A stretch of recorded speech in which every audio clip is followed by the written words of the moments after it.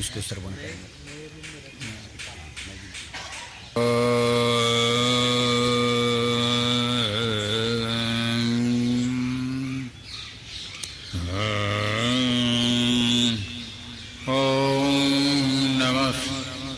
सर्वभूतानि विष्टभ्यवरितिष्ठते अखण्डानन्दोधाय पूर्णाय परमात्मने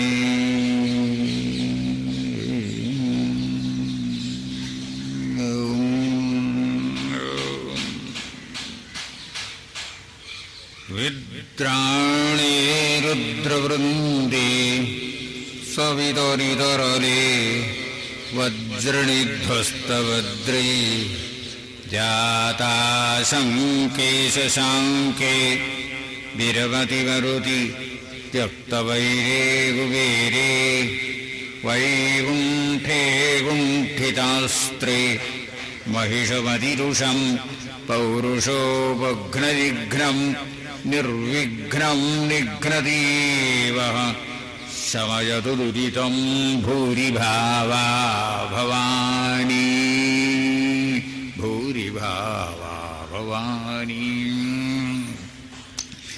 सानन्दवानन्दवने वसन्तम् आनन्दगन्धं हतपापवृन्दम् वाराणसीनाथमनाथनाथं श्रीविश्वनाथं शरणं प्रपद्ये श्रीविश्वनाथं शरणं प्रपद्ये।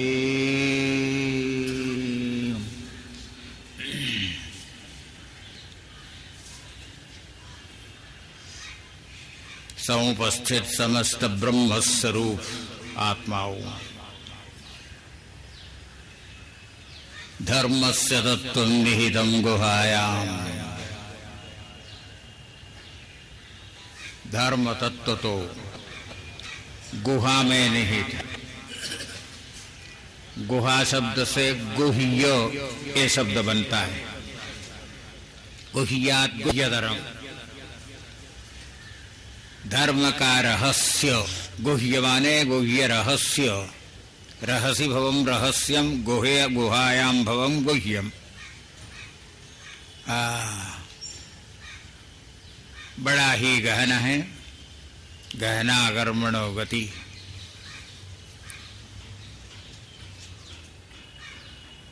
आज बड़े बड़े संतों से आपने धर्म का तत्व सुना। गुहायाम निहितम, अत्यंत गुह्य होने पर भी प्रकट करके संतों ने आपको बताया। गुह्यात् गुह्यतरम मया, भगवान भी कहते हैं गुह्यात् गुह्यतरम बता दिया। विमृश्यैतदशेषेण यथेच्छसि तथा कुरु, आगे बताया। फिर विमर्श करना पड़ेगा आपको। श्रवण करने के बाद में विमर्श करना पड़ेगा आपको। बड़ा विचार करना पड़ेगा। बहुत जल्दी धर्म तत्व समझ में नहीं आएगा। बहुत विचार करने पर ही वो मालूम होगा, समझ में आएगा। हाँ, ब्रह्मसूत्र की व्याख्या में कर रहा था। छांदोग्य उपनिषद का बीच में अंतराया बोलने के लिए। मटची हतेषु गुरुषु आटिक्यासह इभ्यग्रामे प्रद्राणक उवास। प्रद्राणक ऋषि का नाम है। ऋषि बहुत बड़े भारी ऋषि थे प्रद्राणक। प्रद्राणक नाम के ऋषि कुरुक्षेत्र में पहुंच गए थे। धर्म क्षेत्र कुरुक्षेत्र, कुरुक्षेत्र की बात बोल रहे हैं। कुरुक्षेत्र तो धर्म का ही क्षेत्र है और वहां पर तो धर्मनिष्ठ ही रहते हैं। धर्मस्य, धर्म का उत्पादन स्थान जो है उसको भी धर्म क्षेत्र कहते हैं। क्षयात् क्षरणात् क्षेत्रवद्वा अस्मिन् कर्म फल निर्वृत्ते क्षेत्रम। क्षेत्र का अर्थ किया क्षतात्राणात् क्षरणात् क्षेत्रवद्वा अस्मिन् कर्म फल निर्वृत्ते है, ये क्षेत्र का अर्थ है। क्षयात् क्षरणात्, ये क्षेत्र जो है, एक खेत को भी क्षेत्र बोलते हैं, ये शरीर भी खेत है। क्षयात, इसका क्षय होता है इसलिए क्षेत्र बतला दिया इसको क्षी क्षय से। और क्षरणात्, धीरे क्षीरे, धीरे धीरे क्षरण होता है। पहले बालक अवस्था में आपका शरीर बड़ा सुंदर अच्छा था और बढ़ गया, बड़ा सुंदर हो गया, पूर्ण हो गया, उसके बाद में फिर क्षरण प्रारंभ हो गया, बुढ़ापा शुरू हो गया। काले काले बाल थे पहले और धीरे धीरे एक एक करके सफ़ेद होने लग गया। बड़ा गुस्सा आ गया उस समय में लोगों को, तो एक एक उखड़ना शुरू कर दिया। हाँ, उखाड़ करके फेंक दे, जो काले बाल है उसको उखाड़ के फेंक दो, बड़ा दुष्ट है ये। लेकिन उससे काम नहीं चला। आज एक निकाल के फेंका तो दूसरे दिन देखा 4 और सफ़ेद हो गए हैं। अब 4 को भी हटा दिया तो फिर तो धीरे धीरे 8 हो गया, 10 हो गया। तब उसमें रहस्य निकाला, एक मलने का जो है ना आता है, उसको खिजाब बोलो क्या बोलो पता नहीं हमको, तो उसको लगा लेते हैं तो बाल सफ़ेद से काले हो जाते हैं। तो वो काले हो जाने से काले नहीं बनते हो तो फिर सफ़ेद हो जाता है। हाँ, ये शरीर ऐसा है। क्षयात् क्षरणात् क्षेत्रवद्वा अस्मिन् कर्म फल निर्वृत्ते है। इसका तो क्षय होना है, इसका क्षरण होना है, प्रतिदिन क्षरण होता जाएगा। जो जवान है वो धीरे धीरे बुढ़ापे की ओर बढ़ता चला जाएगा। और याद रखो एक समय वो भी आएगा बस जबकि यह क्षेत्र पूरे का पूरा क्षरित हो जाएगा। इसलिए इसको क्षेत्र बोल दिया भगवान ने। पर याद रखो ऐसी चीज को तुम संभाल के रखो, उसको बढ़ाओ। वो क्या है?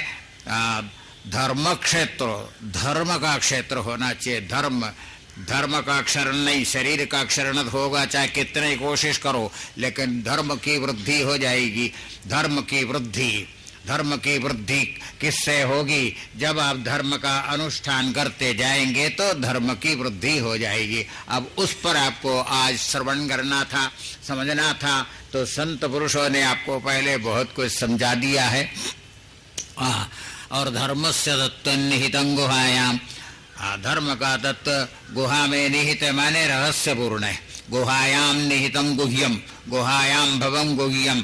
गुहा माने बड़ी बड़ी लंबी लंबी गुफाएं होती थी पहले, और ऋषि मुनि वहाँ रहते थे, दूर अंदर अंदर जाके रहते थे, तो कोई देख नहीं सकते थे उनको। हम भी गए थे एक बार वशिष्ठ गुफा में, और वहाँ पर एक संत रहते थे और उसके अंदर सब अंधेरा अंधेरा, और वहाँ जाके मैं भी बैठकर ध्यान किया करता था। तो वो कैसा है? वो धर्मस्य तत्व निहितं गुहायाम। वो गुहा में जाके बैठेंगे तब आपको तत्व समझ में आएगा। गुहा में अंधेरा है, लेकिन वहीं अंधेरे में आपको उस तत्व को देखना होगा, समझना होगा। तो यहाँ पर बतलाते हैं धर्मस्य तत्व निहितं गुहायाम महाजनो येन गतस्स पंथाः। महाजन जिस रास्ते से गए वही है वास्तविक मार्ग। ये आपको समझना चाहिए। बड़ा गहन है, ये बड़ा गहन है। धर्म क्षेत्र का समझना बहुत गहन है। तो उसको महापुरुष लोग प्रकट कर रहे थे। गुफा में निहित हो तो उसको खींच खींच कर बाहर ला रहे थे और आपके दिमाग में उसको पहुंचा रहे थे। अभी संत पुरुषों का यही तो काम है, और क्या। चाहे गुफा में बैठे रहो, चाहे कुएं में बैठे रहो, वहां से खींच कर लाते हैं संत लोग और उसको प्रकट कर लेते हैं। लोगों के जो बुद्धि गुहा में वहां पहुंचा देते हैं। वो है धर्मस्य तत्व निहितं गुहायां। तो तत्व आप अब समझ रहे थे।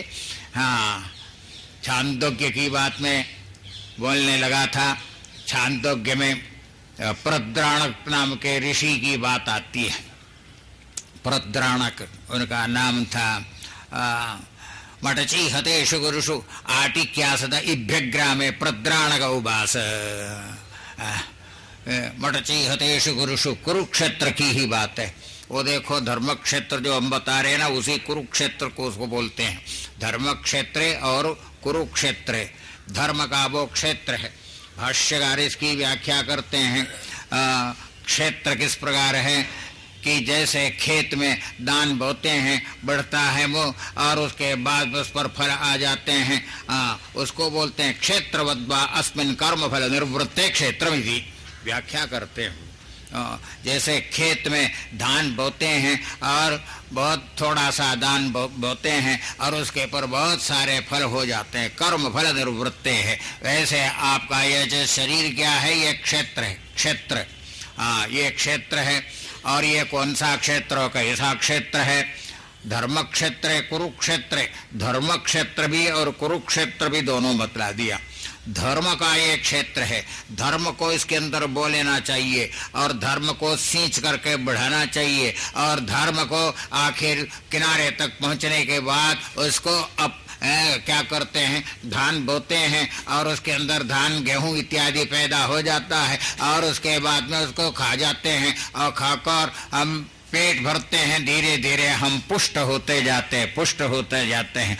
इसी प्रकार ये धर्म का अनुष्ठान करेंगे। धर्म का बीज बोना चाहिए पहले, उसके अंकुर पैदा होंगे और धीरे धीरे आपके अंदर बहुत सारे बीज, धर्म बीज पैदा होंगे और आपका हृदय धर्म से परिपूर्ण हो जाएगा। एक ही बीज बोते हैं तो फल आ जाते हैं 50-60 उसके ऊपर, और वो 50-60 बीज को फिर बो लेते हैं, 1000-2000 हो जाते हैं, तो बीज तो एक होगा और उसके फल तो हजारों लाखों करोड़ों अनंत तक पहुंच जाएगा। इसी प्रकार धर्म का ये क्षेत्र है, ये शरीर जो है क्षेत्र है, इसमें धर्म को बोना चाहिए। धर्म को आप बोते जाएंगे, वही धर्म बढ़ता जाएगा। यदि आपने गीता पाठ करना शुरू कर लिया तो देखो कैसे बढ़ता है, अनुभव में आएगा आपको। तो आपने नियम रख लिया क्या, 1 श्लोक 2 श्लोक रोज पढ़ना चाहिए, तो दूसरे दिन कहेंगे अरे 2 और ज्यादा बोलना चाहिए, 4 श्लोक, फिर तीसरे दिन बोलेंगे नहीं 8 श्लोक, क्योंकि ये जो जितना पढ़ते हैं ना उतना धर्म बढ़ता जाता है। तो धीरे धीरे संपूर्ण गीता को याद कर डालते हैं, संपूर्ण वेदों को याद कर डालते हैं लोग। क्यों? क्षेत्र व अस्मिन, और ये क्षेत्र है, ये क्षेत्र में धर्म बढ़ते जाते हैं, वेद मंत्र भी याद करने लग जाते हैं। जब रुचि हो जाती है, धर्म में रुचि हो जाती है, तो लोग वेद मंत्रों को याद करते हैं, गीता मंत्रों को याद कर लेते हैं और इतने धर्म अंतर हो जाते हैं। तो ये है धर्म क्षेत्र। ये जो शरीर है, ये शरीर ही धर्म क्षेत्र है। क्षेत्रवद्वा अस्मिन् कर्म फल निर्वृत्ते है। उसके बाद में कर्म के फल ही आपको इसी शरीर के अंदर प्राप्त होगा। मोक्ष भी आपको स्वर्ग हो, मोक्ष हो, जो भी हो प्राप्त करना है, इसी शरीर में आपको प्राप्त करना होगा। धर्म तो बीज है, वो बीज बोएंगे तो उसके बाद में धीरे धीरे आपको स्वर्ग भी मिलेगा, मोक्ष भी मिलेगा, धन चाहने वालों को धन भी मिलेगा, सुख चाहने वालों को सुख भी मिलेगा। ये सब धर्म का प्रभाव है। इसलिए इस शरीर को धर्म का क्षेत्र बनाना चाहिए। धर्म का खेत बना, क्षेत्र बना देना चाहिए। तो इसके अंदर बहुत सारे धर्म पैदा होंगे। वो धर्म से तत्व निहित अंगुहायाम। एक बीज भी डालने के लिए बहुत सोच विचार करके डालना पड़ेगा, क्योंकि गुहा निहित है, ये गुह्य है, बड़ा गुह्य है, गूढ़ है, ये तो उसको समझना बड़ा कठिन है। श्रुति विभिन्ना स्मृतयो विभिन्ना नैको मुनिर्यस्य मदन्नमानम धर्मस्य तत्व निहितं गुहायां महाजनो येन गतस्स पंथाः। अब एक महाजन की बात में बोल रहा था प्रद्राणक नामक ऋषि हो गए। मडति हतेषु गुरुषु आटिक्यासत इभ्यग्रामे प्रद्राणक उवास। छांदोग्य को उपनिषद का ये मंत्र है। ये ऐसा ना समझना कि ये जो वेदांत विद्या आप सुनते हैं संते लोग जानते हैं, संते ही पढ़ते हैं, ऐसी बात नहीं।